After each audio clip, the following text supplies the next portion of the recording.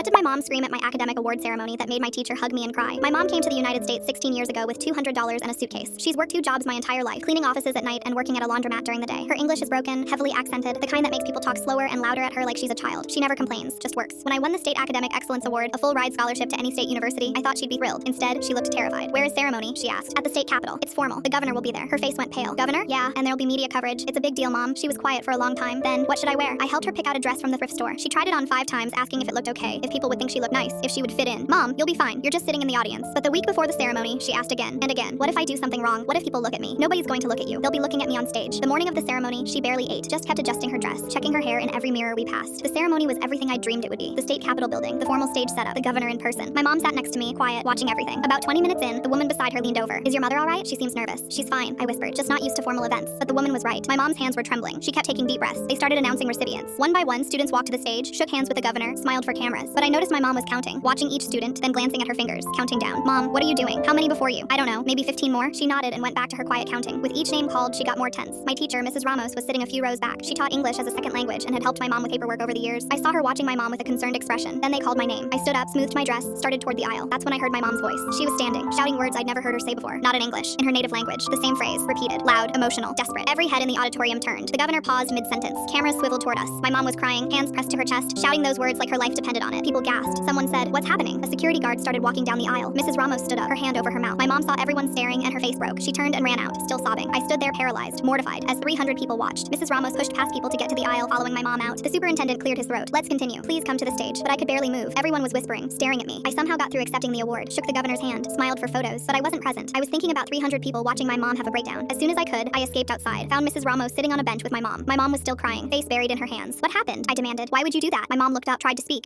I wanted, but her English failed her. She kept trying, kept stumbling over words, getting more frustrated. You embarrassed me, I said. Everyone was staring. The governor probably thinks I'm... Stop, Mrs. Ramos said quietly. She was crying too. Please stop. Why are you crying? She ruined the biggest moment of my life. Mrs. Ramos looked at my mom, then back at me. Do you want to know what she said? Does it matter? She made a scene. It matters, Mrs. Ramos said. It matters more than you know. She was saying. Mrs. Ramos's voice broke. She had to take a breath before continuing. She was saying, this is my baby. My baby made it. We made it. We survived, and my baby made it. I stopped, felt my anger deflate. What? Your mother came to this country with $200. She's told me the story. She worked cleaning toilets while people yelled at her for not speaking English fast enough. She took ESL classes at night after 12-hour shifts. She ate 1 meal a day to save money for your school supplies. My mom was nodding, crying harder. Mrs. Ramos kept going. And today, watching you walk toward that stage with the governor waiting, she saw every sacrifice, every humiliation, every hungry night. She saw all of it be worth it. She wasn't embarrassing you. She was breaking from joy. I looked at my mom, really looked at her. The thrift store dress, the calloused hands, the tears. Why didn't you tell me? I whispered. My mom tried to answer but couldn't get the words out, just reached for me. I fell into her arms and we both cried. Mrs. Ramos stood up to give us privacy, but I grabbed her hand. Thank you for understanding her when I couldn't. I framed the photo from that day. My mom and me on the Capitol steps, both of us crying. And every time I look at it, I hear those words in a language I'm finally learning to speak.